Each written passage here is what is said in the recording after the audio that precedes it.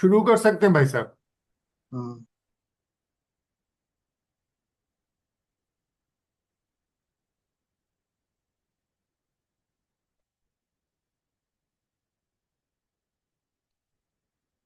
सबको मेरा नमस्कार। आज की जूम चर्चा में आप सबका स्वागत है। आज हम जिस विषय पर बात करने वाले हैं वह है संशोधन की आवश्यकता। आज हम यह जानेंगे कि भारतीय संविधान में संशोधन की आवश्यकता क्या है और क्यों है। इससे पूरे हमने 3 बिंदु तैयार किए हैं जिनके माध्यम से हम इस पे बात करेंगे। जिन कोटेशनों के अंतर्गत यह चर्चा होगी वह है 2146 से लेकर 2148 तक। देखिए, जो पहला कोटेशन कहता है कि जो भारत की वर्तमान व्यवस्था तथा कुव्यवस्था है वह भारतीय संविधान के ही कारण है। अतः संविधान में आमूल चूल बदलाव की आवश्यकता है या अमेंडमेंट की आवश्यकता है।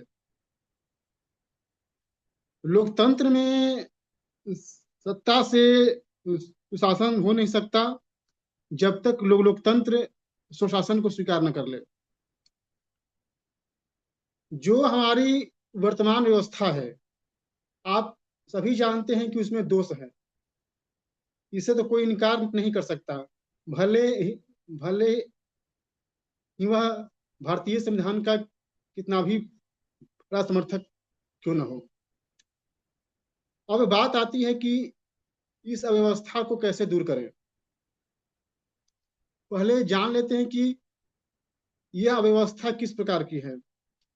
देखिए, यह अव्यवस्था भारतीय समाज को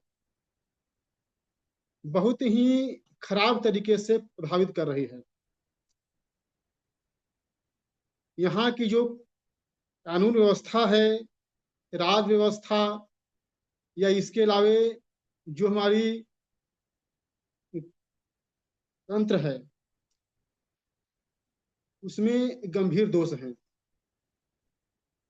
इसके बारे में हमने पहले भी काफी चर्चा कर चुकी है, इसीलिए इस पे ज्यादा बात करना मुनासिब नहीं है। बस इतना जान लीजिए कि जो अव्यवस्था है, कुशासन है, हम उसी के हम उसी के खिलाफ चाहते हैं कि भारतीय संविधान में अमेंडमेंट हो, संशोधन हो। अब जो दूसरा बिंदु है या कोटेशन है वह कहता है कि भारतीय संविधान में जो संशोधन होगा वह कैसे होगा। तो इसमें बताया गया है कि भारतीय संविधान में जो संशोधन होगा उसके 4 मार्ग हो सकते हैं। जो पहला मार्ग है जेपी का संपूर्ण आंदोलन या संपूर्ण क्रांति। जो दूसरा है अन्ना हजारे का मार्ग, जिसमें सत्ताधारी दल पर दबाव बनाकर अपनी बात मनवाना। जो तीसरा मार्ग है ट्यूनीसिया और मिस्र का मार्ग, जो 2011 में अरेबियन क्रांति में हुआ। और चौथा है लिबिया का मार्ग, जिसमें सशस्त्र तरीके से सत्ता परिवर्तन हुआ। इसमें हम सीरिया को भी ले सकते हैं। अब जो कोटेशन कहता है कि जो पहले का 3 मार्ग है वह तो सही है, लेकिन जो अंतिम मार्ग है वह अनावश्यक और अनुपयुक्त है। कहने का मतलब है जो सत्ता परिवर्तन लिबिया और सीरिया हुआ हमें उस रास्ते पर नहीं चलना है। अब देखते हैं कि जो 3 मार्ग हैं वह क्या है। पहला है जेपी। आपको पता होगा कि जेपी ने संपूर्ण क्रांति का आंदोलन किया था और जिसके बाद देश में आपातकाल लगा। संपूर्ण क्रांति का जो आंदोलन था वह एक तरह से जो व्यवस्था थी उसी के खिलाफ थी, उसको सुधारने के लिए थी। अब बात यह है कि क्या यह जो आंदोलन हुआ या उसके माध्यम से जो संशोधन किए गए क्या वह सही रहे, क्या वह कारगर रहे? मेरा मानना है कि वह कारगर नहीं रहे। देखिए, जेपी आंदोलन से बहुत सारे नेता निकले। लालू प्रसाद यादव, नीतीश कुमार, मुलायम सिंह यादव, शरद यादव, ये इन नेताओं ने संपूर्ण क्रांति का फायदा उठाया और सत्ता प्राप्त की। लेकिन जो जेपी के विचार थे उसको इन लोगों ने पूरी तरह से नकार दिया या बोले कि उसको त्याग दिया, या अगर यह बोले कि इन्होंने उनको धोखा दिया या उनके सिद्धांतों की हत्या की तो कोई बहुत बड़ी बात नहीं होगी। दूसरा है अन्ना हजारे का मार्ग। आपको पता होगा कि 2011 में अन्ना हजारे ने लोकपाल के समर्थन में आंदोलन किया था। यह आंदोलन बहुत ही चर्चा में रहा, सुर्खियां बटोरी और देखा जाए तो इस आंदोलन ने जो आम जनता थी उसको प्रभावित किया। लेकिन मेरा मानना है कि उसका क्या परिणाम आया? उसका परिणाम आया अरविंद केजरीवाल, जो आप पार्टी का गठन करते हैं और उसके बाद फिर जिस रास्ते पे बाकी पार्टियां हैं वो भी उसी रास्ते पे चल दिए और आज वो जेल में भी हैं। तो मेरा मानना है कि यह भी जो तरीका है क्या आंदोलन है वह सही नहीं है। जो तीसरा है ट्यूनीशिया और मिस्र का मार्ग। आपको पता होगा कि 2011 में अरेबियन क्रांति हुई। इसमें ट्यूनीशिया, मिस्र, लीबिया और सीरिया से देशों में आंदोलन हुआ। इसमें जो व्यवस्था थी, जो शाही व्यवस्था थी, उसको उखाड़ फेंका गया। उदाहरण के लिए मिस्र में पिछले 25 सालों से होस्नी मुबारक शासन था, उनको उखाड़ फेंका गया। ट्यूनीशिया में भी शासन था, उसको उखाड़ फेंका गया। लेकिन सीरिया और लीबिया वो सफल नहीं हो पाया, खासकर सीरिया में। लीबिया में जो सत्ता परिवर्तन हुआ वह पूरी तरह से सैन्य हस्तक्षेप था, जिसकी हम भर्त्सना करते हैं। लेकिन एक बात आप देखिए, हमने ये जितने भी आंदोलन को देखा, क्या उससे कोई फायदा मिला? क्या उसकी सार्थकता रही? मेरा मानना है कि उसकी कोई सार्थकता नहीं रही, कोई सार्थकता है ही नहीं।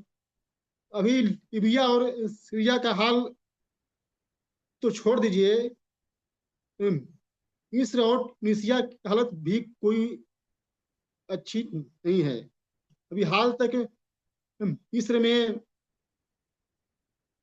काफी अराजकता थी। अभी फतह अल सीसी जो बने हैं उनके समय में कुछ ठीक चल रहा है, लेकिन वो भी आदर्श व्यवस्था नहीं है। तो फिर हम लोग कहते हैं कि रास्ता क्या है। देखिए, जो ज्यादा ना बोलते हैं। जो हमारे जो रास्ते हैं जेपी का, जो 1000 का, उसमें एक सबसे बड़ी खराबी ये रही कि धूर्त लोगों ने उसका जमकर फायदा उठाया। बिहार में लालू प्रसाद यादव ने राज किया, नीतीश कुमार ने राज किया,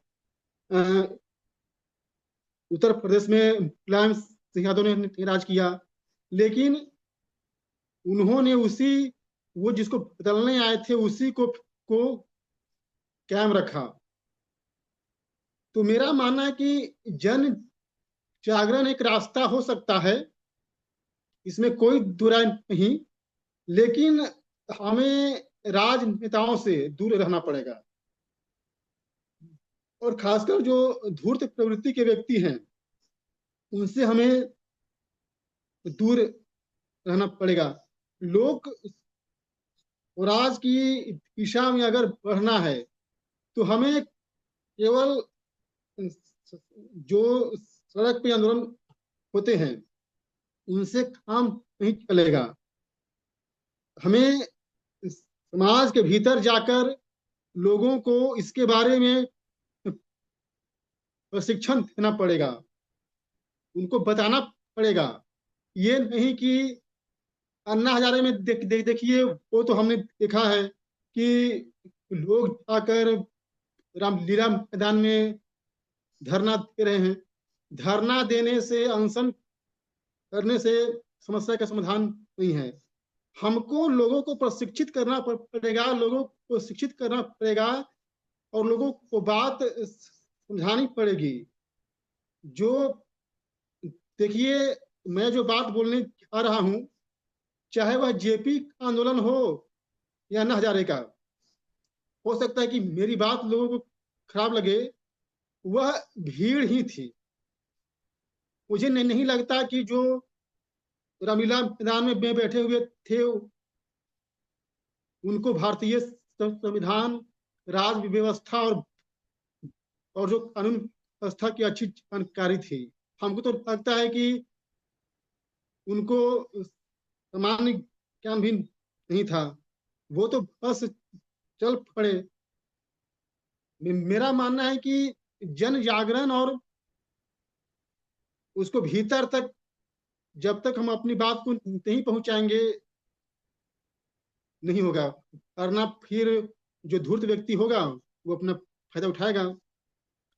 जो दूसरा है, जो सबसे अंतिम है बिंदु, कि जो 11 समस्याएं हैं उनका जो जो जो समाधान है उसकी बात की गई है। देखिए, 11 समस्याओं के बारे में हम पहले भी बात कर चुके हैं, इसीलिए इसके बारे में हम बात नहीं करेंगे।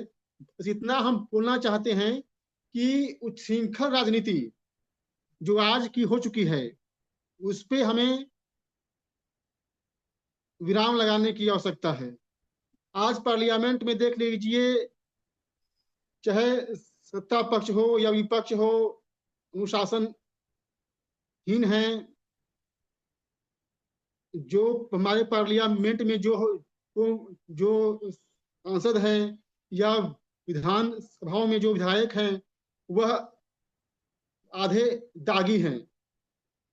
अब बताइए कि मुख्तार अंसारी और अतीक अहमद जैसे लोग विधायिका का हिस्सा है। मेरा मानना है कि धन बल का जो प्रभाव इतना बढ़ गया है उसके पीछे कहीं ना कहीं जो आज की व्यवस्था है वो जिम्मेदार है। हमने क्या किया, वोट को महत्व दिया, जो संख्या बल उसको महत्व दिया। हमने कभी भी जो उसकी प्रतिभा है, गुण है, उसको महत्व नहीं दिया। एक व्यक्ति जो दारू की बोतल के बदले में वोट दे रहा है, उसके वोट की कीमत भी वही है। और जो व्यक्ति अपनी अंतरात्मा की आवाज पे वोट दे रहा है, उसकी भी कीमत वही है। तो फिर उसका फायदा क्या हुआ? मेरा मानना है कि अब संख्या बल के ही आधार पर जो हमने व्यवस्था की स्थापना की कि जिसको अधिक बहुमत मिल जाएगा वह सत्ता में आ जाएगा, यही सबसे बड़ी गलती है। हमें ऐसी व्यवस्था बनानी चाहिए थी कि जो व्यक्ति वोट दे उसे कुछ योग्यता हो, तभी वो वोट दे सके। और जो पार्लियामेंट में जाए या विधानसभा में जाए, उसे भी चाहिए था कि कुछ योग्यता हो। लेकिन हमने तो कोई योग्यता निर्धारित ही नहीं की। देख देखिए, यह बात कितनी दुर्भाग्यपूर्ण है कि अगर आपको चपरासी की नौकरी करनी है तो आपके ऊपर आपका जो दामन है एकदम बेदाग चाहिए। लेकिन नेता बनने के लिए, पार्लियामेंट में जाने के लिए, विधानसभा में जाने के लिए ऐसी कोई आवश्यकता ही नहीं है। आप पे दर्जनों मुकदमे दर्ज हैं, आप पार्लियामेंट में जा रहे हैं। तो ये व्यवस्था इसीलिए है कि हमने कोई जो क्राइटेरिया है वो हम नहीं बनाया। जो पहले के जमाने में जो जो हमारी व्यवस्था थी, उसका एक क्राइटेरिया था और उसी के आधार पे हम लोग किसी को कुछ सौंपते थे। लेकिन वो हमने खो दिया। एक बात और है जो हम लोग हमेशा बात करते हैं कि जो विधायिका है वह विधायिका का भी काम करती है और कार्यपालिका का भी काम करती है। तो भाई इतनी बार हम बोल चुके हैं। या इसके अलावा जो विधान संशोधन अधिकार जो पार्लियामेंट के पास है वो भी गलत है। तो मेरा मानना है कि जो व्यवस्था है वह सही नहीं है, हमें इसे ठीक करना है। तो ये थी आज का विषय जिसे मैंने आपके सबके सामने रखा। उम्मीद करता हूं कि अपनी क्षमता के अनुसार जो बात मैंने आप सबके सामने रखी है वह आपको अच्छी लगी। आप सबका धन्यवाद। धन्यवाद विपुल जी। बाकी के साथी बताएं।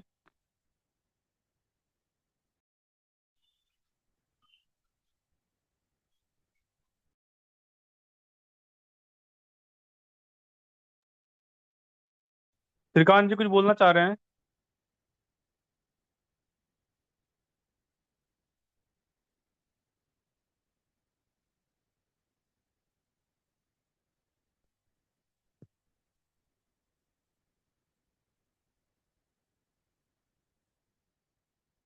ये मैं थोड़ा सा इस विषय पर रख देता हूँ। देखिए, जो हमारी चर्चा है उसमें व्यवस्था के ऊपर चर्चा हो रही है। कुव्यवस्था या अव्यवस्था, ये दोनों हमारे संविधान में ही विद्यमान है। वास्तव में व्यवस्था है क्या? तो संविधान खुद में एक व्यवस्था ही है। उस व्यवस्था से कुव्यवस्था हो सकती है, सुव्यवस्था हो सकती है, स्वव्यवस्था हो सकती है, अव्यवस्था हो सकती है। लेकिन संविधान खुद में व्यवस्था का एक प्रारूप है।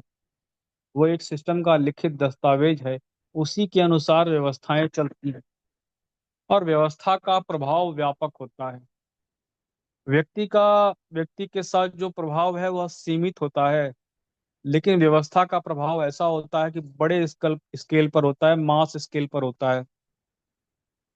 हम दो शासन पद्धतियों को देखें अगर, एक इस्लामिक शासन पद्धति आई और एक इस्लामिक शासन पद्धति, और एक ईसाइयों की शासन पद्धति आई। आज हमारे समाज में जो चरित्र पतन हो रहा है, किस शासन पद्धति का परिणाम है? तो वो मुझे दिखाई देता है कि हमारी जो व्यवस्था ली गई वो ईसाइयों की पद्धति से ली गई, अर्थात हमारा सब कुछ वैसा ही हो गया। और व्यवस्था का अर्थ केवल संवैधानिक व्यवस्था से नहीं था। हर प्रकार की व्यवस्था पहले हमारी शिक्षा व्यवस्था को विकृत किया गया, और शिक्षा व्यवस्था के बाद धीरे धीरे हमारी जो न्याय व्यवस्था थी, राजनीतिक व्यवस्था थी, हमारी सामाजिक व्यवस्था थी, संवैधानिक व्यवस्था थी, हमारी जो आर्थिक व्यवस्था थी, हर प्रकार की व्यवस्था को छिन्न भिन्न करने के लिए, उसको नष्ट करने के लिए प्रयास किया गया। और जो प्रयास हुए वो प्रयास किसके माध्यम से हुए? तो वो सारे के सारे जो प्रयास हुए वो संविधान के माध्यम से हुए, नीति निर्धारण के माध्यम से हुए, कानूनों के माध्यम से हुए। ऐसे ऐसे जो है वर्ग संघर्ष के, वर्ग विद्वेष के लिए ऐसे ऐसे नियम बना दिए गए कि वहां से अव्यवस्था होनी ही थी। चाहे हम अव्यवस्था कहें या कुव्यवस्था कहें, लेकिन देखने की बात है कि लोकतांत्रिक व्यवस्था में, लोकतांत्रिक व्यवस्था का अर्थ है अनस्टेबल सिस्टम, अव्यवस्था के ही चांसेस ज्यादा रहते हैं। तानाशाही की व्यवस्था में हम लोग कहते हैं कुव्यवस्था या सुव्यवस्था दोनों आ सकती है। लेकिन कोई अच्छी व्यवस्था तो ये भी नहीं है, बस अंतर इतना ही हो जाता है कि आपको मौलिक अधिकार प्राप्त हो जाते हैं। इसीलिए जब व्यवस्था परिवर्तन की बात होती है तो यहाँ आमूल चूल परिवर्तन से केवल काम चल जाए मुझे नहीं लगता है। मुझे लगता है कि कुछ बड़े स्तर पर, व्यापक स्तर पर जो है बदलावों की आवश्यकता है। और जब हम संविधान का जो प्रेम्बल देखते हैं, प्रेम्बल ही जब अवसर की स्वतंत्रता के स्थान पर अवसर की समानता की बात करता है, जिस तरह से अनुच्छेद 1, अनुच्छेद 12 या अनुच्छेद 14 से 18 से अनुच्छेद 19 से और 21, या हम और जो अनुच्छेद देखते हैं 142 से लेकर के अन्य अनुच्छेद जो बने हुए हैं, उस प्रकार से जब हम देखते हैं तो यह अव्यवस्थाओं के मूल में हमें व्यवस्था जो दिखाई देती है वो हमारी संवैधानिक व्यवस्था है। अर्थात जो हमारी राजनीतिक व्यवस्था का जो में जो दोष आया है, वो राजनीतिक व्यवस्था का आधार क्या है? तो राजनीतिक व्यवस्था का आधार भी संविधान है। राजनीतिक व्यवस्था किस आधार पर बनती है? तो राजनीतिक व्यवस्था जो है वो भी संविधान के आधार पर बन रही है। हम लोग कहते हैं कि पहले अधिक चरित्रवान लोग थे, और उसके बाद भी देखा जाए तो हमारी जो है वर्ग संघर्ष, वर्ग विद्वेष हमारा बढ़ता रहा, फिर भी इस प्रकार का हमारा संविधान बन गया। और अब देखें तो उसमें निरंतर वृद्धि हो रही है। तो ऐसी क्या बात है कि अगर हमारा संविधान अच्छा होता, व्यवस्था अच्छी होती, तब तो चरित्रवान लोग थे तो व्यवस्था उसी दिशा में बढ़नी चाहिए थी। लेकिन हम लोग, हमारी जो व्यवस्था है वो चरित्रवान लोगों से और चरित्रहीन लोगों की तरफ चली गई। उसका कारण क्या है? तो उसका कारण भी दिखाई देता है कि भले ही वे चरित्रवान लोग रहे होंगे, अच्छे लोग रहे होंगे, लेकिन उसमें धूर्त लोग भी रहे होंगे जिन्होंने ऐसी व्यवस्था का निर्माण कर दिया, या फिर ऐसा कहा जाए धूर्त लोगों का ही उसमें वर्चस्व था। क्योंकि सीधे साधे भोले भाले जो लोग हैं उनको साइड कर दिया जाता है। अब धूर्तों का जहाँ वर्चस्व होगा वहां इस प्रकार की व्यवस्था बन ही जाएगी। लोकतंत्र में सुशासन नहीं होता है। लेकिन कल हम लोग चर्चा कर रहे थे, मेरे ही अपने कुछ परिवार के भी साथ के भी लोग हैं, अभी सुशासन की ही बात चल रही है, बिहार के चुनाव में सुराज्य की बात चल रही है। किस प्रकार से भ्रामक शब्दों का प्रयोग किया जाता है।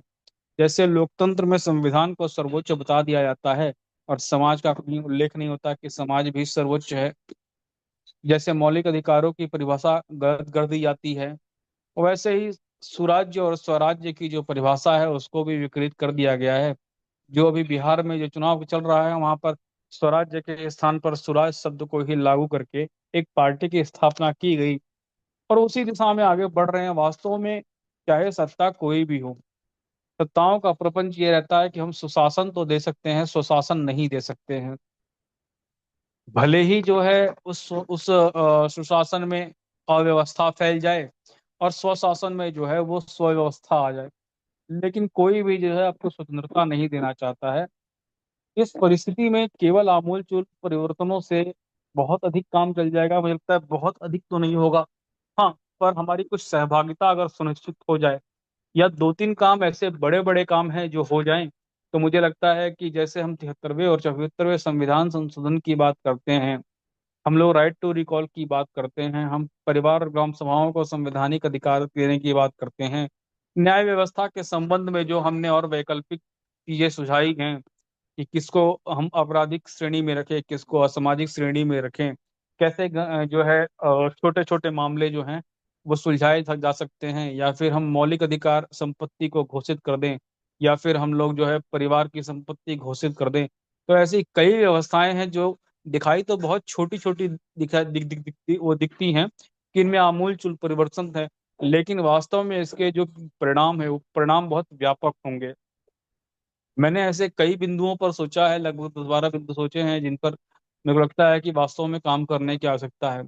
लेकिन मेजर मेजर जब मैं देखता हूँ तो मेजर मुझे 4-5 चीजें तो दिखाई देती ही हैं, जिसमें से संविधान सभा का निर्माण हो गया, राइट टू रिकॉल हो गया, हमारा कॉमन सिविल कोड हो गया। इसी प्रकार से हम लोग जो है ग्राम सभाओं को और समितियों को, इनको संवैधानिक अधिकार परिवारों को दिया जाए। तो इस प्रकार के कुछ ऐसे चीजें हैं जिनसे एक मास स्केल पर हम लोग जो है इसका इम्पैक्ट ग्राउंड रियलिटी पर देख सकते हैं। लेकिन जब बात आती है जयप्रकाश नारायण की हो, अन्ना हजारे की हो, गांधी की हो, व्यवस्था परिवर्तन की बात आती है, तो एक चीज अभी कुछ दिन पहले जो चर्चा हमारी चल भी रही थी, तो उसमें भी बबलू केसरवानी जी ने एक बात कही थी कि जितने भी आंदोलन होते हैं वो तो हाईजैक हो जाते हैं, आखिर इसका समाधान क्या निकलेगा। फिर किसी आंदोलन से कोई अरविंद केजरीवाल पैदा हो जाता है। तो सब जगह मैं एक ही चीज कॉमन देखता हूँ कि सत्ता और समाज के इस संघर्ष में जब जब समाज का कोई प्रतिनिधि सत्ताओं का सहारा लेकर के समाज को मजबूत करने का प्रयास करता है, उस समय केवल सत्ता मजबूत होती है और समाज कमजोर हो जाता है।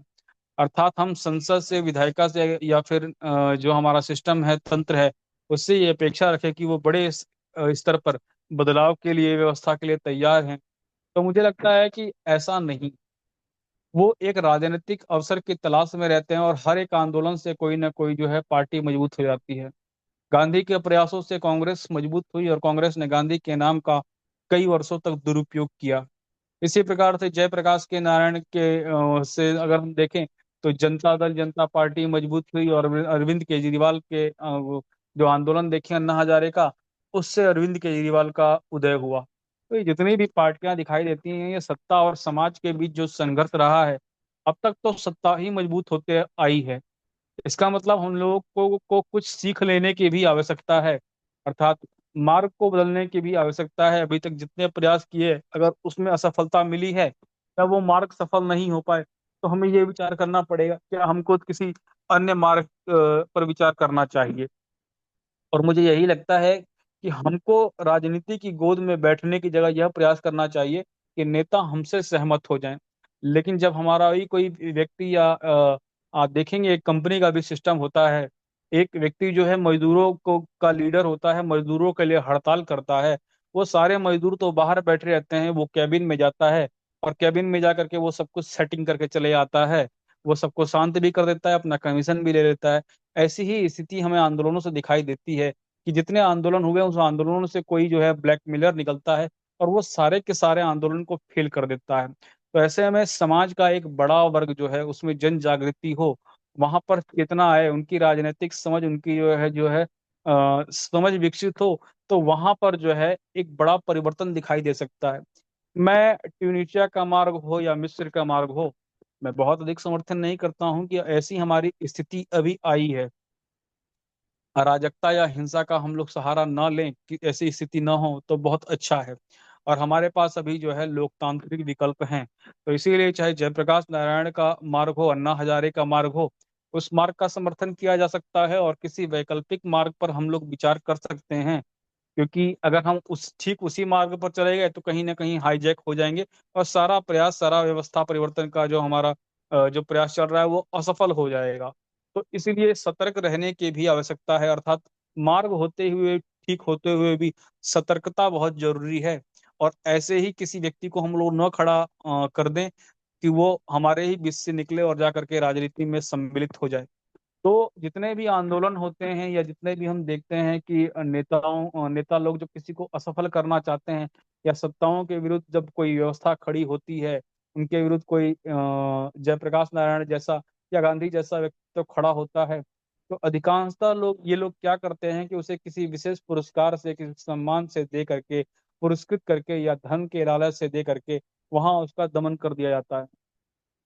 तो जब जब भी सत्ता किसी को पुरस्कृत करने लग जाए अथवा उसे आर्थिक स्तर पर मदद कर जाए, वह पर हम लोगों को जो है अपने कान बिल्कुल खड़े कर लेने चाहिए कि कहीं ना कहीं इस पूरी व्यवस्था परिवर्तन के अभियान को जो है असफल बनाने का प्रयास किया जा रहा है। तो मुझे लगता है कि फिलहाल हम ऐसी स्थिति में हैं कि वहां से एक शांतिपूर्ण तरीके से व्यवस्था परिवर्तन किया जा सके। तीसरा बिंदु जो कहता है दोषपूर्ण राजनीतिक व्यवस्था का मुंह, दोषपूर्ण संवैधानिक व्यवस्था है।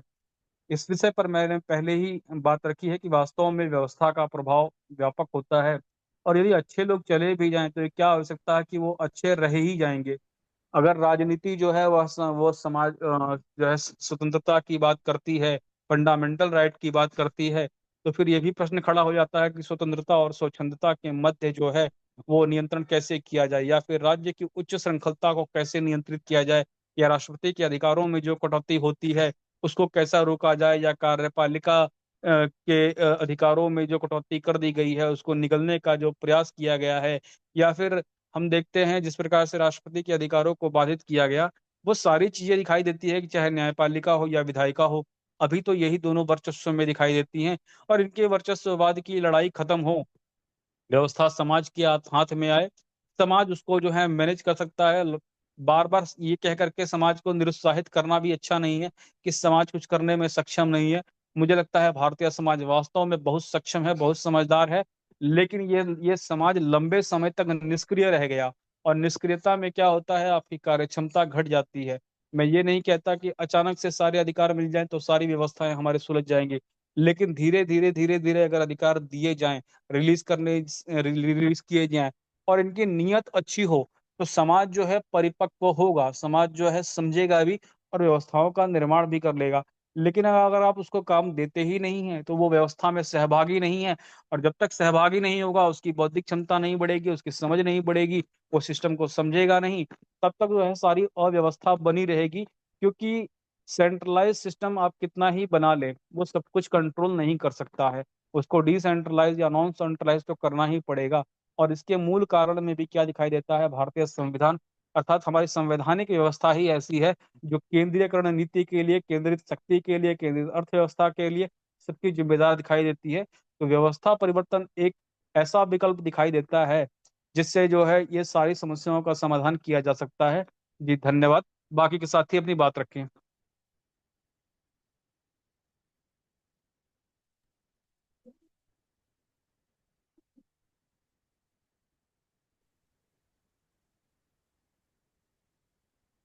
कोई भी साथी बताएं। जी मंगला प्रसाद जी, आप कुछ कह रहे हैं? हाँ, तब नमो नमः। जी धन्यवाद। हम्म। बताइए मंगला अ, प्रसाद जी। हाँ, भारतीय वर्तमान व्यवस्था में जो है सब कुछ यह कहा जा सकता है कि परिवर्तन की आवश्यकता है, सुधार की आवश्यकता है, तो निश्चित है। और सुधार कैसे हो, यह प्रश्न है। सुधार के अभी कोटेशन दो में जो है कई प्रकार के जो है कि सुधार के मार्ग बताए गए हैं। तो अन्ना हजारे का जो मार्ग है, प्रबल जनमत खड़ा करने के संविधान संशोधन हेतु संसद से मत करना। हालांकि आज के युग में ऐसा कोई प्रबल समर्थन खड़ा करना दुष्कर है, और नेतृत्व की जो है कि पर विश्वास का जो मार्ग है वो खत्म हो गया है। और जिस तरह से अन्ना हजारे का आंदोलन केजरीवाल ने हैक कर लिया, वो अपने आप में जो है कि एक दृष्टांत दे दिया कि अब जो है समाज पर ऐसे नेतृत्व कैसे विकास किया जाए। अब ट्यूनीशिया में मिस्र का मार्ग, इसके बारे में कुछ कह नहीं सकते। अब है उनका भी कुछ मार्ग, लीबिया को तो पहले अनुच्युत कर दिया। तो इसमें जो है कि जो जयप्रकाश जी का मार्ग है, संसद में जाकर संविधान संशोधन, वही एक ऐसा मार्ग बचता है जो कि यही जो है कि मार्ग समझ में आता है। और मैं संविधान संशोधन कैसे संभव, वस्तु विषयों पर चर्चा ही नहीं हो पाती है। संसद हमेशा अवरुद्ध रहता है और फालतू की बातें ज्यादा हो जाती हैं, काम की बातें कम होती हैं, संसद की उत्पादकता कम है। मैं इस विषय में एक जो है कि बार बार लोगों से कहता हूँ कि विमर्श ही समस्याओं का समाधान है। संवाद बनने चाहिए। और जब संवाद नहीं है तो समस्याएं तो खड़ी होगी ही। और उचित विमर्श और संवाद कैसे हो, पहले इस पर चिंतन करना चाहिए। हमने पहले ही बताया था कि स्पीकर को ऐसा कुछ विशेष व्यवस्था बनाया जाए, उनको विशेष अधिकार दिए जाए संविधान के द्वारा, कि वह जो है कि तटस्थ और एक विश्वसनीय विमर्श का एक व्यवस्था बन सके। और जब विमर्श होगा तटस्थता के साथ में, तो वहां से हर तरह के संशोधन का, हर तरह से जो है कि सिद्धांतों का निरूपण हो सकता है। जब हम विमर्श ही नहीं कर पा रहे हैं, बातचीत ही नहीं कर पा रहे हैं, तो किसी समस्या का समाधान कैसे निकलेगा। तो वास्तव में सबसे जरूरी है कि जो है कि हमें स्पीकर के नियुक्ति में कुछ ऐसी व्यवस्था बनाई जाए, या और स्पीकर को इतना विशेष अधिकार दिया जाए ताकि विमर्श का मार्ग सही सही हो सके, और विमर्श जो है कि उचित रूप से और एक गंभीर विमर्श बन सके। यही हमें एकमात्र रास्ता समझ में आता है। और दोषपूर्ण राजनीतिक व्यवस्था का मुख्य कारण दोषपूर्ण संवैधानिक व्यवस्था है, या भारतीय संविधान संशोधन की 11 समस्याओं का समाधान संभव है। ये 11 समस्याएं क्या है हमें समझ नहीं आता है। उसके राजनीति पर भी नियंत्रण संभव है। हालांकि जो है जब से टीएम सेशन आए थे और जो चुनाव आयोग को विशेष अधिकार मिला था, उसके द्वारा जो है कि राजनीति की पर बहुत ही जो है कि परिवर्तन आया है। मैं समझता हूँ कि यदि दो व्यक्तियों को कुछ विशेष अधिकार, विशेष जो है कि नियुक्ति के लिए संभावना का मार्ग प्रशस्त किया जाए, तो एक चुनाव आयुक्त और स्पीकर का निश्चित ही जो है कि हर तरह के सुधार संभव है। इसी के साथ मैं अपनी बात समाप्त करता हूँ। धन्यवाद। सभी पवन जी। बंधुओं को नमस्कार। देखिए, सरकार की व्यवस्था सही करके समाज का भला नहीं हो सकता। व्यवस्था दूसरे की सही करेंगे और भला खुद का चाहेंगे, ये संभव नहीं। खुद का भला खुद की ही व्यवस्था से होगा। हमारे यहाँ जो है एक जमींदार हैं, उन्हें समाज जो है उच्च कहता है, और वो बेचारे जो है मदिरा और सिगरेट के लिए सुबह से शाम तक इस फिराक में रहते हैं कि कौन आदमी पिला दे।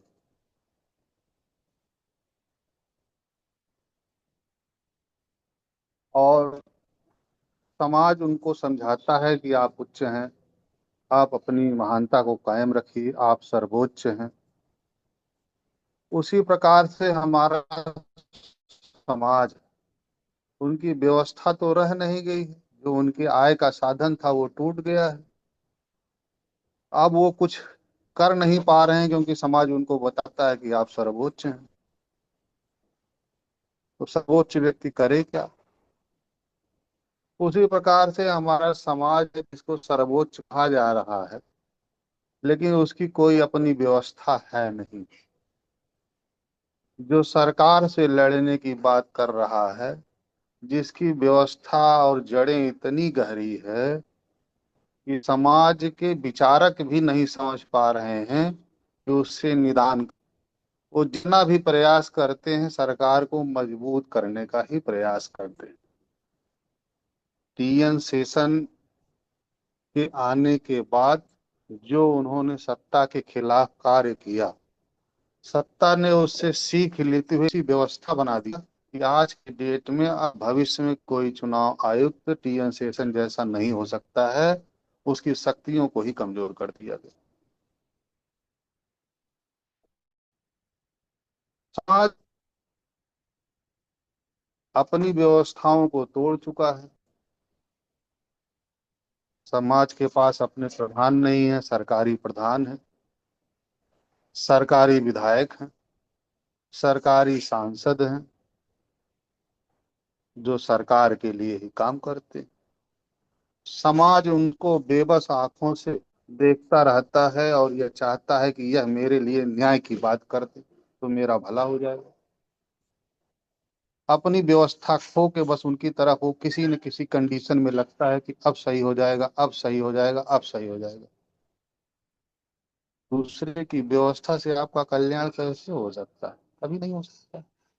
समाज का अपना प्रधान जब होगा, समाज का अपना विधायक जब होगा, समाज का अपना सब सांसद जब होगा, समाज का अपना प्रमुख जब होगा, समाज का अपना संविधान जब होगा, समाज का अपना संविधान सभा जब होगी, तो सरकार के सामने एक मजबूत स्थिति खड़ी होगी जो सरकार से यह कह सकेगी कि आप मेरे अ, विकास के लिए यह कानून बनाइए। सत्ता डर से आती है और डर से ही काम करती है। सत्ता में दो ही प्रकार से मानव को माना जाता है, एक बहादुर और एक बेवकूफ,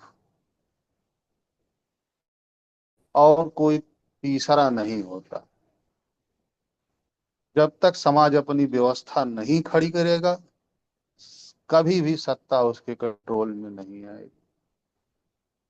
यदि आप चाहें तो लोहिया जिस तरह हारे थे वो हार सकते हैं, जयप्रकाश जैसे हारे थे हार सकते हैं, अन्ना जैसे हारे हैं आप भी हार सकते हो। इन लोगों से अगर आप सीख नहीं लोगे और अपनी व्यवस्था नहीं बनाओगे तो इनकी तरह ही हारोगे। जब आप सरकार में जाएगा समाज का कोई आदमी तो वह भ्रष्ट हो ही जाएगा। वहां आप उससे उम्मीद नहीं कर सकते हैं। बिल्ली चाहे साम्यवादी हो चाहे मार्क्सवादी है वो दूध पिएगी। सरकार से काम करवाने के लिए सामाजिक व्यवस्था का होना अति महत्वपूर्ण है जब तक कि लोकतंत्र है। इसके अलावा और कोई मार्ग है नहीं। बाकी किसी भी ऐसी व्यवस्था में यह ताकत नहीं है कि वह सत्ता से कुछ करवा सके। धन्यवाद। जी, बाकी के साथी बताएं।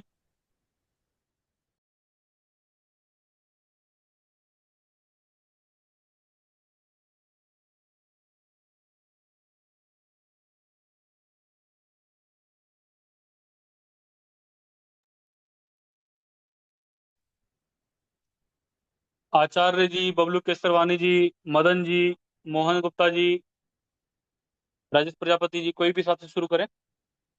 हेलो। हेलो। जी, बताइए। सभी विद्वद्दन साथियों का अभिवादन है। सबने आज के विषय पर बहुत ही गंभीर चिंतन को व्यक्त किया। आज का जो विषय है वो लोकतंत्र में व्यवस्था जो है वो कुव्यवस्था है, सुव्यवस्था है, कौन सी जो समाज में राज्य को चलाने के लिए व्यवस्थाएं जो बनी हुई हैं वह कहाँ तक सुशासन देगा, सुशासन देगा, इस प्रकार से विषय को रखा गया है। तो हम समझते हैं कि जो भी हम इतिहास की ओर अगर अध्ययन करते हैं और ध्यान देते हैं तो अपना जो देश है इसमें पूर्व में राजतंत्र की व्यवस्था रही और वो राजतंत्र की व्यवस्था में कई राजा जो हैं वो बड़े ही उदार और व्यवस्थित रूप से राज्य को चलाने वाले हुए। कई राजा जो हैं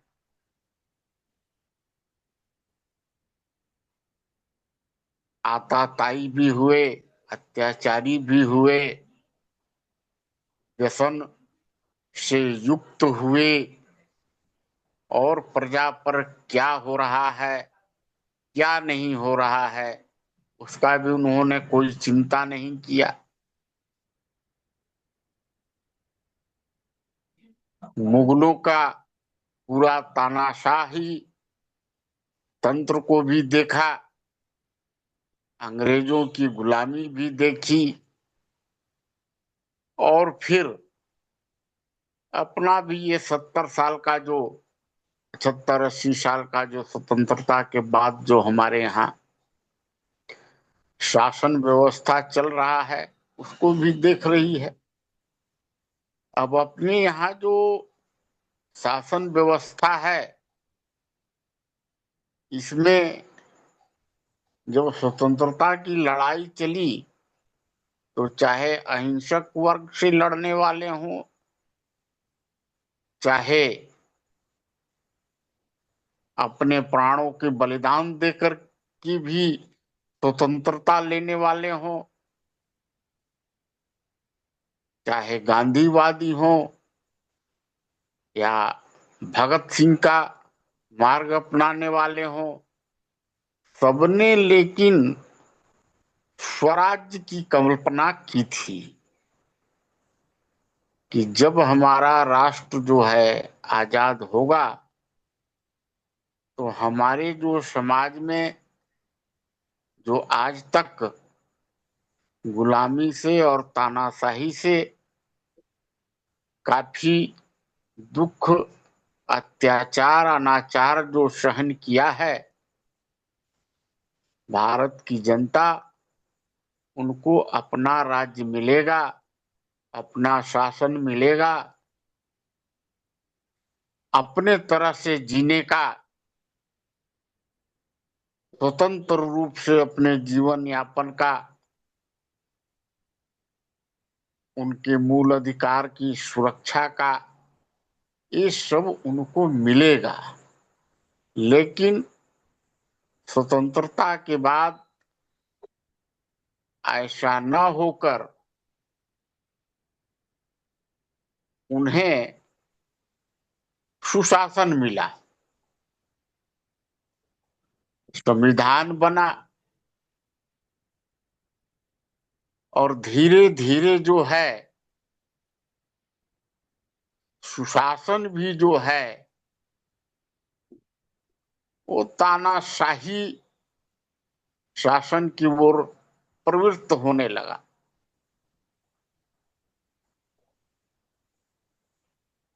और जब हम देखते हैं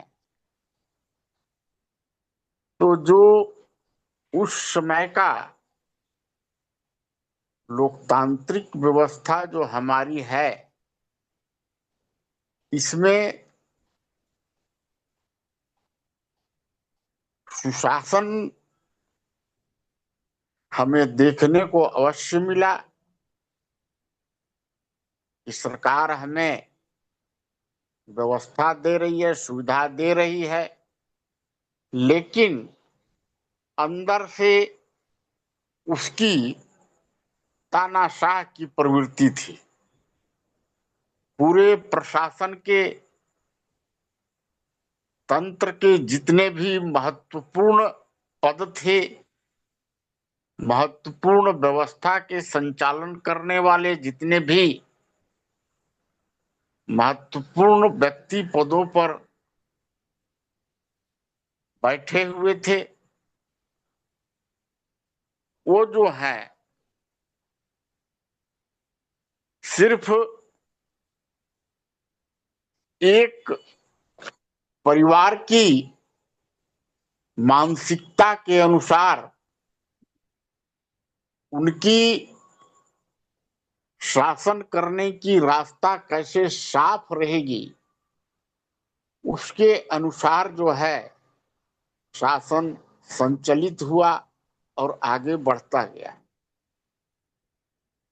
आज हम जब देखते हैं तो बहुत करीब करीब 50-60 सालों के बाद में उस सत्ता का परिवर्तन हुआ, तो बहुत सी जो है, जो हमें सुशासन के नाम पर जो तंत्र में खामियां देखने को मिलता है, कुछ खामियां जो है उजागर हुई, कुछ जो है संविधान में भी ऐसे ऐसे परिवर्तन किए गए जो कि नहीं होना चाहिए था। जब संविधान में जो उसके मूल विचार हैं कि धर्मनिरपेक्षता रहेगा, समानता रहेगा, अभिव्यक्ति की स्वतंत्रता रहेगी, तो जहां तक समानता का प्रश्न है तो हम तो देखते हैं कि समानता कहीं भी देखने को नहीं मिलता है। जहां पर भी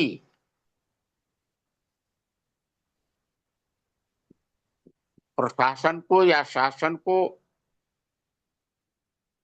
खतरा लगता है, वहां पर जो है आपको हर एक जगह आरक्षण की बात है, कहीं जो है धार्मिक सपोर्ट की बात है, तो कई प्रकार की जो है विकृतियां और विसंगतियां हमको देखने को मिलता है। आज अगर हम यह सोचते हैं कि संविधान का आमूलचूल परिवर्तन हो जाए, तो संविधान का आमूलचूल परिवर्तन होना मतलब इतना आसान चीज नहीं है। ये अभी बहुत ही दूर का सोच जिसे है। वैसा जन क्रांति कभी होगा तब हो सकता है। अब इस जन क्रांति संविधान के विरुद्ध में क्यों नहीं हो सकता है? क्योंकि संविधान में जो है कई तबके हैं। अब संविधान में एक ग्रुप जो है जिसके पक्ष का चीज सब कुछ है, जो कि उसको हर एक जगह उसका सपोर्ट करता है, उसकी सुरक्षा करता है। एक ग्रुप जो है, चाहे हम वामपंथी ग्रुप करें, मुस्लिम ग्रुप कहें, साम्यवादी ग्रुप कहें या नास्तिकवादियों का ग्रुप कहें, तो इनकी भी बहुत संख्या जो है वो राष्ट्र में है और संविधान में उनके हित की बात जो है वो संशोधन करके या पूर्व में भी जो संविधान सभा जो बना था उनके हितैषी थे, उन्होंने उनके हित की बात संविधान में नियम कानून के तहत धाराओं में अंकित कराया है, जो कि उनकी सुरक्षा को और उनको सपोर्ट करता है। तो जब भी अगर आप सोचिएगा कि उसका आमूलचूल परिवर्तन हो, तो एक धड़ा जो है आपको उसका सपोर्ट नहीं करेगा, वो विरोध करेगा। तो आमूलचूल परिवर्तन जो है ये तो दूर की चीज है। अब जहां तक है कि संविधान में संशोधन की बात है, तो आपके पास एक ही धारा है जो कि सबको लेकर के चलने वाला है और सर्वहित चाहता है। वो दूसरों को कुछ नुकसान भी नहीं कराना चाहता है, लेकिन उसकी भी कोई सहने की क्षमता है। वहां से अगर असह्य होता है तो भी विरोध करता है। तो उसका अगर प्रतिनिधित्व बना रहेगा तो कुछ जो है संविधान में सबको साथ लेकर चलने की व्यवस्था एक बन सकता है, और कुछ में कुछ जो है उसमें सुधार हो सकता है। कुछ जो है जो तानाशाही की जो व्यवस्था है उसमें कुछ सुशासन भी आ सकता है, और अल्प मात्रा में कुछ सुशासन का भी अधिकार मिल सकता है। तो जहां तक 11 समस्याएं जो हैं वो हमारे ख्याल से 5 जो आपराधिक समस्या हम लोग चर्चा करते हैं, और 6 जो है वो भ्रष्टाचार, चरित्र पतन, श्रम शोषण, जातीय जो है संघर्ष है, चाहे आपको है आर्थिक असमानता है, ये सारी चीज जो समस्याएं हैं, इन समस्याओं का समाधान जो है वो कुछ अगर धीरे धीरे अल्प मात्रा में अगर संविधान में संशोधन होता है तो जनता को इससे कुछ फायदा मिल सकता है। बाकी जो है जितना भी हम लोग देख रहे हैं, जो आज की जो विषय है, विषयांग अंतर्गत आया है, चाहे वह गांधी का आंदोलन हो, चाहे जयप्रकाश का आंदोलन हो, चाहे अन्ना हजारे का आंदोलन हो, सब में यही आता है कि जो प्रथम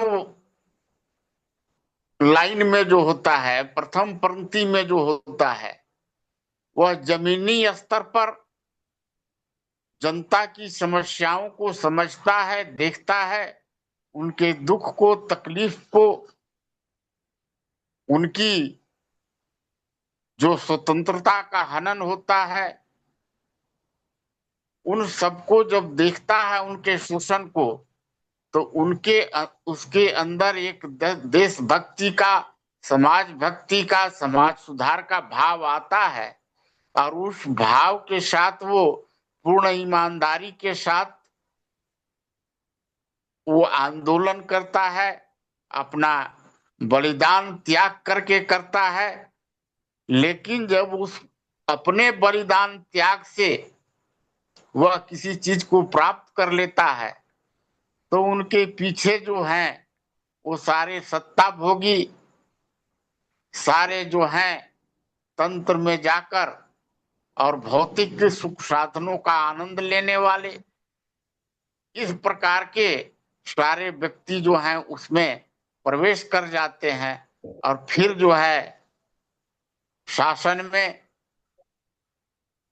और शासन में जो शक्ति है उसके माध्यम से समाज में फिर अव्यवस्था और कुव्यवस्था जो है किसे लाना प्रारंभ कर देते हैं। अब इसका एकमात्र जो है वो कोई भी जो शासन में जाता है तो उनके पास जो ये 14 लाख सेनाओं का जो सैन्य शक्ति है, अब उसका वो कैसे सदुपयोग करें या दुरुपयोग करें, उस वो जो शक्ति है उस शक्ति के सामने किसी को भी लड़ने का ताकत नहीं है। वही जो है पूरी कुव्यवस्था अव्यवस्था को कंट्रोल करता है, और वही जो है सुव्यवस्था को लागू करने में बहुत बड़ा मददगार है। और नहीं तो प्रशासन का भी, चाहे न्यायपालिका, संसद, किसी को कोई किसी भी वर्ग का एक जो है सो समाज अगर खड़ा होकर के अब विध्वंस करने लगे तो उसका कंट्रोल नहीं कर सकता है। तो वहां पर जो बैठे हुए हैं तंत्र में, उनकी नियत का भी जो है बहुत बड़ा, कि वो जनता के हित में सोचता है या स्वयं के हित में सोचता है, इसका भी जो है सो बहुत प्रभाव पड़ता है, क्योंकि शक्ति उनके हाथ में होता है। तो बाकी और साथी हमारे जो हैं इस पर और चर्चा करके क्लियर करेंगे। मैं अपनी बात को ही विराम देता हूं। धन्यवाद। जी, बाकी के साथी बताएं। आजकल ज्ञानेंद्र जी कुछ नहीं बोल रहे हैं।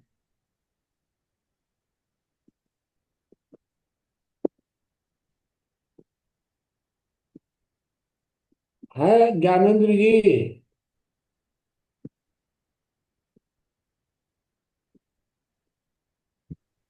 जी बाबा है तो, लेकिन कुछ काम कर रहे थे बाबा इसलिए। अच्छा, और बताइए।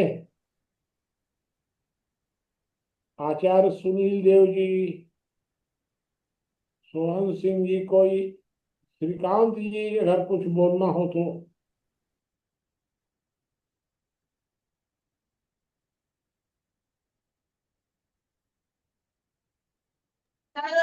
मैं सुन रहा हाँ हूँ बाबू। हाँ, कोई और मदन जी को या किसी को बोलना हो तो बताइए। नहीं तो जिसको बोलना होगा मेरे बाद भी बोल सकते हैं, कोई दिक्कत नहीं।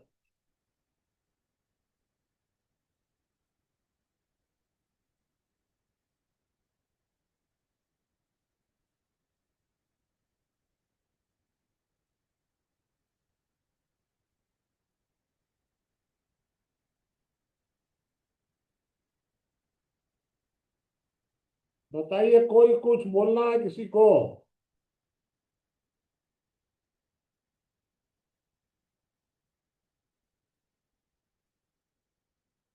बताइए ब्रजेश जी, कोई बात। बाबा अब आप बोल दीजिए, बाद में और लोग सब बोलेंगे। जी बाबा, आप अपनी बात रख दीजिए। हाँ ठीक है, तो चलिए। के तीन लोगों ने महत्वपूर्ण बताई। मंगला प्रसाद जी की बात मैं नहीं सुन पाया, इसलिए हमको अगर शॉर्ट में कोई बता देगा तो मैं उनकी चर्चा भी कर दूंगा। मैंने पवनजय जी की बात सुनी, मोहन बाबू की भी बात सुनी, और ब्रजेश जी की तो शुरू में सुनी ही थी मैंने, विपुल जी की नहीं सुनी थी। तो देखिए, मैं पवनजय जी की बात से सहमत एकदम हूँ। पवनजय जी ने जो बात कही,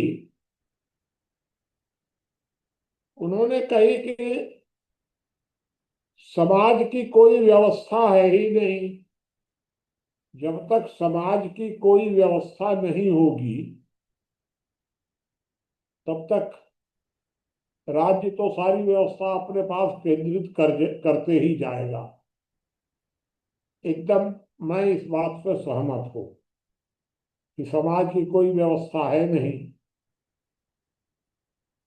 मैं देख रहा हूं बचपन से कि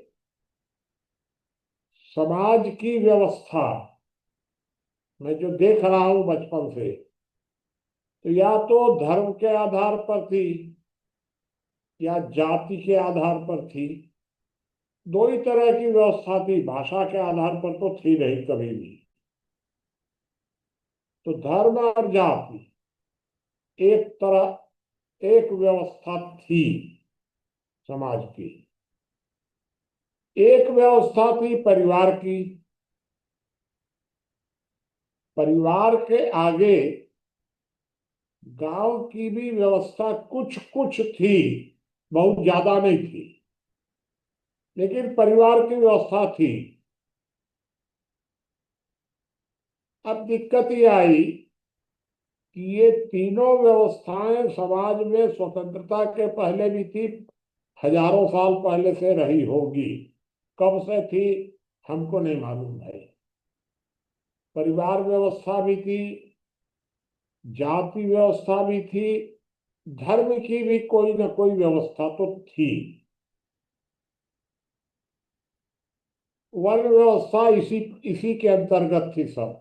धर्म के और जात के और परिवार के अंतर्गत सब थी वर्ण व्यवस्था भी। अब स्वतंत्रता के बाद क्या हुआ कि परिवार व्यवस्था को तो रिजेक्ट कर दिया गया, जात को मान्य कर लिया गया, धर्म को भी मान्य कर लिया गया। इन तीनों व्यवस्थाओं को संविधान ने स्वीकार कर लिया, परिवार को छोड़ करके, जात को, धर्म को। अब साथ में जोड़ दिया भाषा को, जिसको पहले कोई फर्क नहीं था भाषा में, एकदम सब लोग आराम से रहते थे। मुझे याद है 70 साल पहले हमारे यहाँ बंगाली डॉक्टर आते थे, डॉक्टर आते थे हॉस्पिटल में, और बंगाली थे एकदम, बोलते भी अब सब कुछ बंगलाई थे, आधा सुधा हिंदी आधा बंगाली। तो स्थानीय भाषा तो जानते ही नहीं थे कि या तो हिंदी या बंगाली या अंग्रेजी, तो कोई समझता नहीं। अब आपने भाषा को भी जोड़ दिया, जात को स्वीकार कर लिया, धर्म को स्वीकार कर लिया, परिवार को निकाल दिया, तो विवाद पैदा हो गए फिर धीरे धीरे। अब प्रश्न ये उठा कि आपने आपने मतलब समाज ने नहीं, सरकार ने। तो अभी आपको मैं आज का समाचार पढ़ा दूंगा, आज का, कि छत्तीसगढ़ में सरकार ने 14,000 ऐसे मामले रजिस्टर किए हैं जो पिछले 10 वर्षों में, केवल छत्तीसगढ़ में 10 वर्षों में जातियों ने उनका बहिष्कार किया है।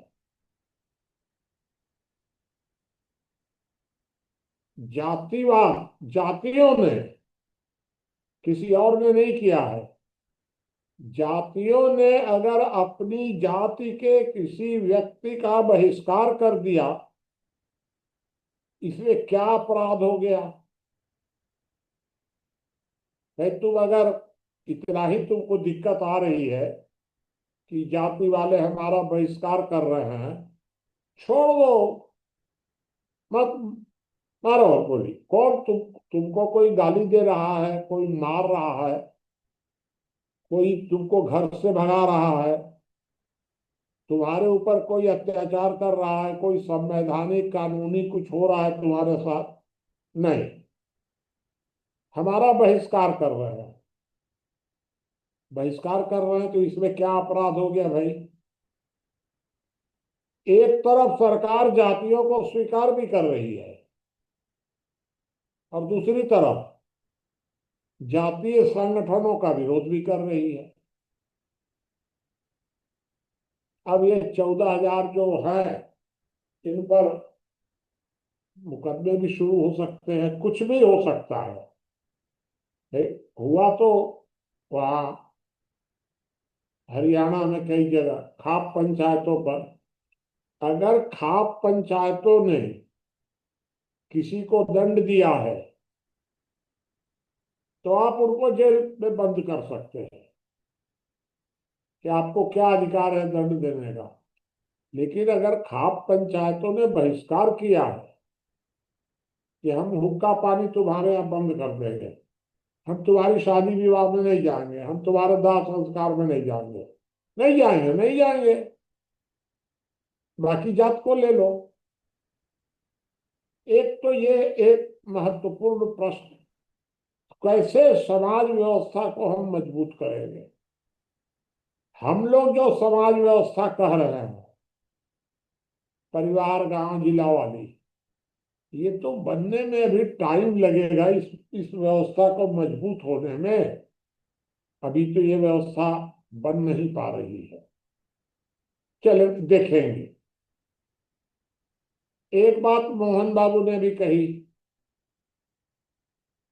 बिल्कुल मोहन बाबू ने भी ठीक कही है, कि ये संविधान में बदलाव करना, हम लोग इतनी चर्चा करते हैं और बदलाव की बात करते हैं, ये असंभव कार्य है। क्योंकि कोई भी राज्य ये इस किसी संशोधन को स्वीकार करेगा ही नहीं। इतना बड़ा तो कहां से स्वीकार करेगा भाई। संशोधन के मार्ग तो कुल चार ही हैं, जैसा कि आज के कोटेशन में भी है। तो इन चारों में से हमको कोई चुनना पड़ेगा। तो कोटेशन में यह है कि एक लीबिया का मार्ग, देखिए उसमें चार मार्ग हम लोगों ने माने हैं। एक जयप्रकाश का मार्ग, जयप्रकाश ने एक लाइन पर संविधान में बदलाव की बात की।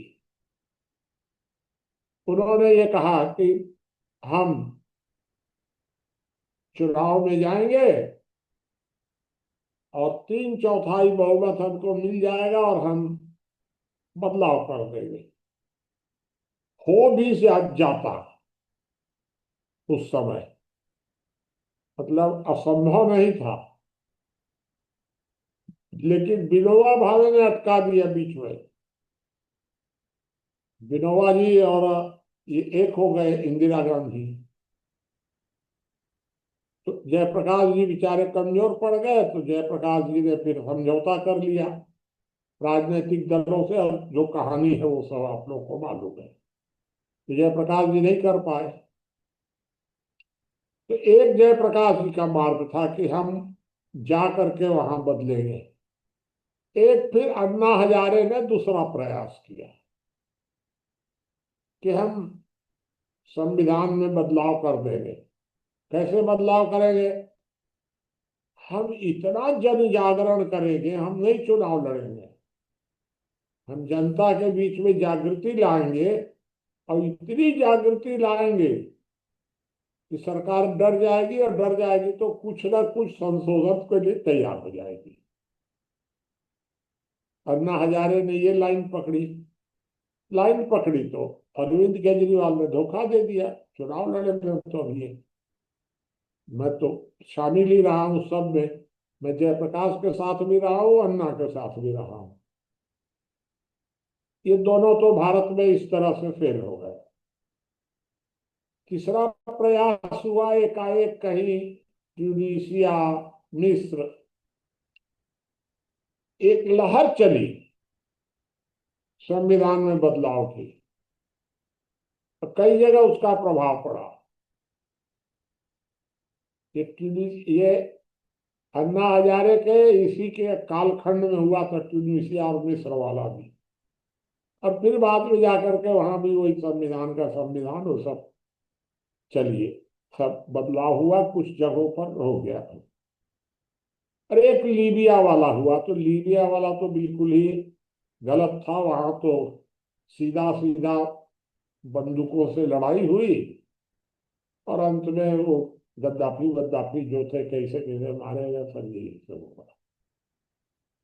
अब सवाल ये है कि हमारे पास जब यही मार्ग है और इसके अतिरिक्त कोई मार्ग है ही नहीं, तो फिर मोहन बाबू का प्रश्न भी ठीक है। या तो कोई नया मार्ग हो, अन्यथा इन तीनों में से कोई मार्ग हो। ये जो तीनों मार्ग हैं, जयप्रकाश का मार्ग, अन्ना का मार्ग, ट्यूनिसिया का मार्ग, तीनों में एक बात कॉमन है तीनों में, और वो है जन जागरण। अगर जन जागरण होगा मजबूत ठीक तरीके से, तो तीनों में से कोई भी मार्ग आगे आ सकता है। ये पक्का नहीं है कौन सा मार्ग आएगा, लेकिन आएगा जन जागृति से ही। और लाएगा कौन ये पता नहीं है, कौन से मार्ग से आएगा ये भी पता नहीं है। होगा तो जन जागृति से ही। तो फिर इस तरह के हम लोग जन जागृति करेंगे। कोई पूछेगा क्या कैसे होगा हम नहीं जानते हैं, ये होना चाहिए। कैसे होगा ये हमारे पास कोई उपाय नहीं है। बस, तो हम इसका जन जागृति करें। ये मैंने आपको मोहन बाबू को भी मैंने ये बात स्पष्ट कर दी। अब मैं आपको दो उदाहरण दे दूं विषय पर। ब्रजेश जी ने काफी अच्छा, विपुल जी ने भी बताया ही है सब। मैं आपको दो उदाहरण दे दूं। एक उदाहरण आपको मैंने रामानुजगंज का पहले दिया था कि किस तरह कॉलेज बनाने के लिए राजनेताओं ने किस तरह से ड्रामा किया और हम लोगों ने कैसे फेल किया। ये आपको मैं बता चुका हूं, किसी को पूछना होगा और पूछ लीजिएगा। एक आपको और उदाहरण बता देता हूं कि जब रेल लाइन चलते चलते विश्रामपुर तक आई और अंबिकापुर बहुत बड़ा शहर, कमिश्नरी है अभी तो, उस समय जिला था मेरे कार्यकाल में। अब रेल लाइन अंबिकापुर तक आई, अंबिकापुर तक नहीं आई, विश्रामपुर तक आई और 25 किलोमीटर का एरिया बीच में बच गया। अब रेल लाइन के लिए भाई हमारे बीजेपी वालों ने, मैं डिस्ट्रिक्ट प्रेसिडेंट, वर्तमान में अगर मैं जब अध्यक्ष था उसमें अभी तक 5 जिले हो चुके हैं उसी के अंदर, उन पांचों का मैं अध्यक्ष था उस समय।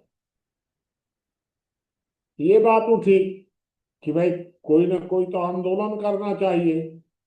तो हम लोगों ने कहा कि अच्छा ठीक है, हम लोग रेल आंदोलन करेंगे, विश्रामपुर से अंबिकापुर आना चाहिए रेल, आंदोलन करेंगे।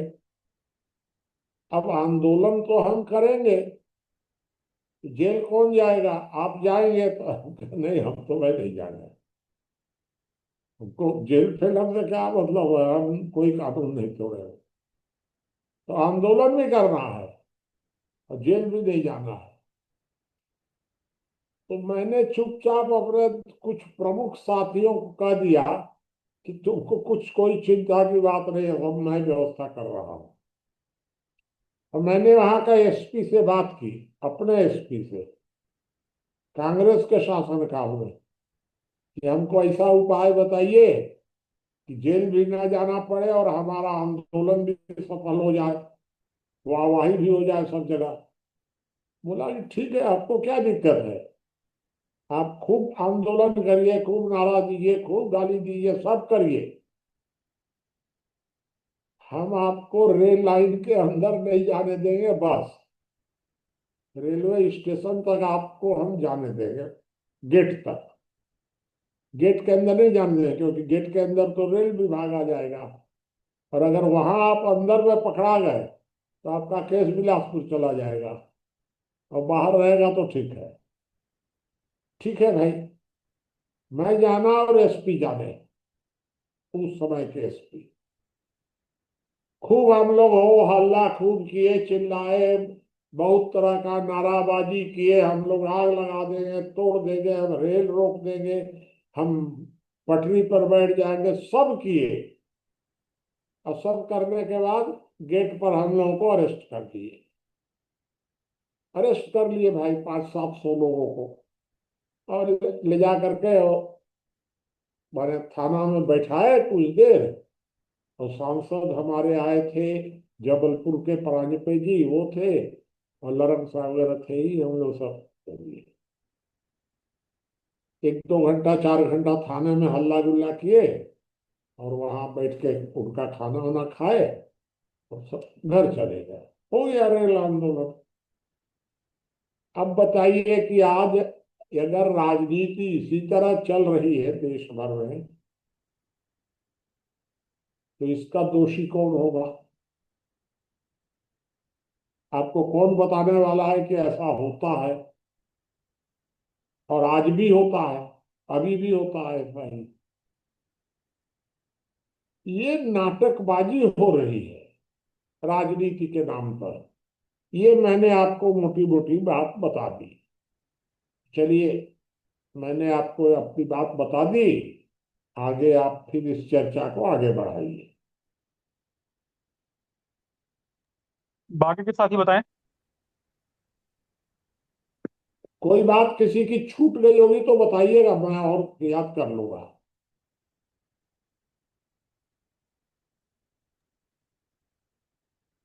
अरे, हमारे कहने का सर, इस संसद में विमर्श यदि सही ढंग से होने लगे, क्या वहाँ समस्या का समाधान नहीं होता?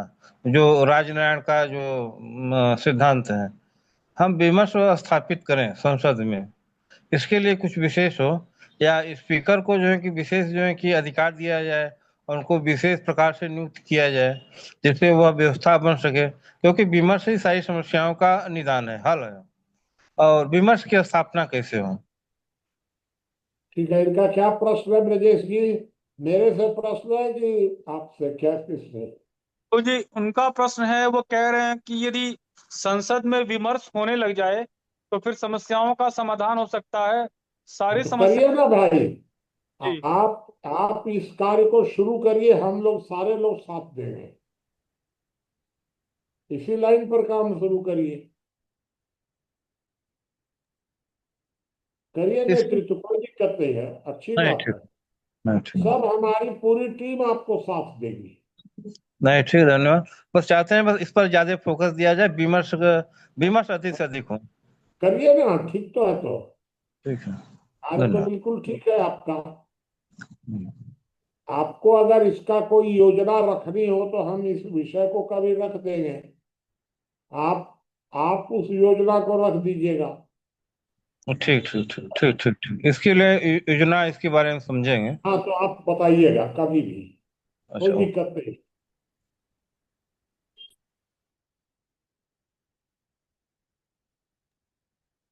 किसी साथी का कोई प्रश्न है या कोई बात है तो रख सकते हैं।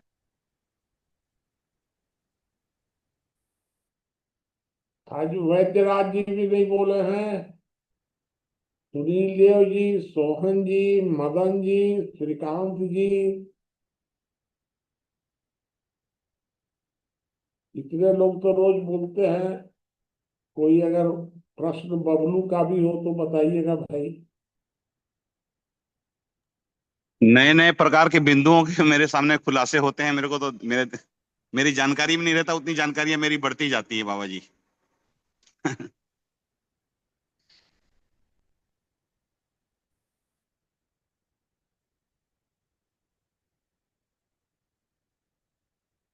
देखिए, अगर किसी को नहीं बोलना हो तो समाप्त कर सकते हैं फिर। हेलो। हाँ, बताइए। लीबिया वाला जो बोले मुझे, लीबिया में जो संविधान संशोधन का जो प्रकरण बताया, तो वर्ष संघर्ष हुआ था, ऐसा कुछ हमें संज्ञान में नहीं है। मीडिया में? हाँ, लीबिया जो संविधान मीडिया का? संशोधन है। नहीं। हाँ, लीबिया वाला। हाँ, मैं आपको याद करा देता हूँ हाँ, कि लीबिया में दो गुटों में फिर टकराव हुआ इसी मामले में, यही ट्यूनीशिया के बाद। मिस्र, ट्यूनीशिया में पहले हुआ, फिर मिस्र में हुआ, फिर एक दो जगह और हुआ मुस्लिम देशों में, उसके बाद लीबिया में हुआ। तो लीबिया में जब टकराव हुआ, और शायद गद्दाफी थे उस समय, और वो भारी पड़े, तब ये विरोधियों 2010-11 ने, का की घटना है। हाँ तो उसका पढ़िएगा फिर, उसको खोज करके। तो फिर विरोधियों ने अमेरिका की मदद ली, और तब फिर अमेरिका ने दखल दिया और फिर मारा। या इसी तरह का है घटना, 19-20 कुछ थोड़ा इधर हाँ, मैं उधर ठीक हुआ। बता रहे हैं, क्योंकि वहाँ वहाँ का जो हम देख रहे हैं सिस्टम, उस सिस्टम में 1/3 बहुमत प्रस्ताव लाएगी, 2/3 से पास करेंगे, प्लस जनमत संग्रह होगा। अब हाँ अब वहाँ लीबिया में ना। हाँ, लीबिया में नहीं तो तो ये काफी स्ट्रोंग है। गद्दाफी के टाइम में नहीं, गद्दाफी के टाइम में तो वो था तानाशाही। ठीक बता रहे हैं।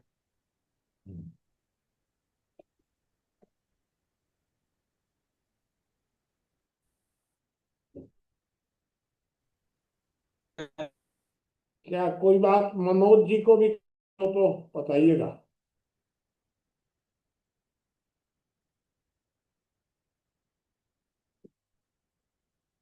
और किसी को कुछ कहना है भाई, पूछना कहना बताइए, नहीं तो कल शनिवार है।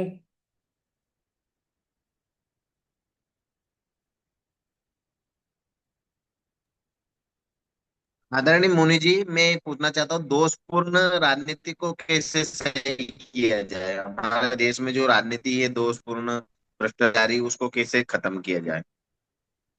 वर्तमान समय में राजनीति में जो बुराइयां आई हैं, क्या आप यही पूछ रहे हैं क्या? हाँ, यही पूछना चाह रहा रोहन हूँ। जी, आज का जो पहला कोटेशन है, पहले कोटेशन में या तीसरे कोटेशन में उसका उत्तर दिया हुआ है कि राजनीतिक व्यवस्था का जो दोष है वो संवैधानिक व्यवस्था के कारण है। तो संवैधानिक व्यवस्था में सुधार होगा तो राजनीतिक व्यवस्था में सुधार हो जाएगा। ठीक है।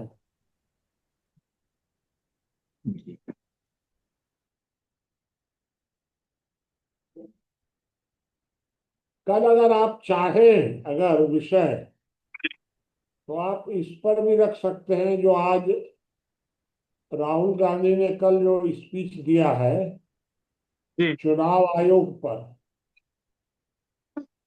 बाबा जी, चाहे तो हाँ, विपुल जी कह रहे थे कल कि उत्तराखंड में जो आपदा आई है उस आपदा पर वो चर्चा रखना चाह रहे हैं। हाँ रखिए ना, तो कोई हर्ज नहीं है। जी मैं हेलो। जी बताइए। हाँ मैं पर्सनली आपसे कुछ विचार चाहता था मुनि जी। ये जो अनुरुद्धाचार्य वाला मामला है, इस पर मैं आपके विचार जानना चाहता था पर्सनली रूप से। तो उस पर या भी रख जैसे सकते भी। हैं, अमेरिका वाली बात पर भी कर सकते हैं चर्चा। बाबा जी, वो अनिरुद्धाचार्य महाराज जी ने जो कहा है और जो प्रेमानंद महाराज जी का जो प्रकरण है उस पे वो बात कर रहे हैं। अच्छा, उस पर कर रहे हैं, जी महिलाओं पर जी जो हाँ, बात है। जी जी जी। जी हाँ, जी हाँ, जी हाँ। हाँ, तो उस पर भी कर सकते हैं चर्चा, तो कोई दिक्कत नहीं। जैसा आप लोग ब्रजेश जी विपुल जी मिलकर के तय कर लीजिएगा, जिसको रखना हो रख लीजिएगा। ठीक है बाबा जी। कोई कल रख लीजिएगा, कोई अगले हफ्ते रख लीजिएगा, शनिवार को कोई। अरे शनिवार तो 52 आने वाला है। जी जी जी। ज्ञानेंद्र चर्चा को समाप्त कर सकते हैं। कोई बात ज्ञानेंद्र जी को कहना हो, पूछना हो तो बताइएगा। जी बाबा, अभी तो नहीं, बीच में एक आध लोग आ गए थे तो उधर व्यस्त हो गए। ठीक है, आज की बैठक समाप्त करते हैं। कल के लिए सूचना ब्रजेश जी डाल देंगे।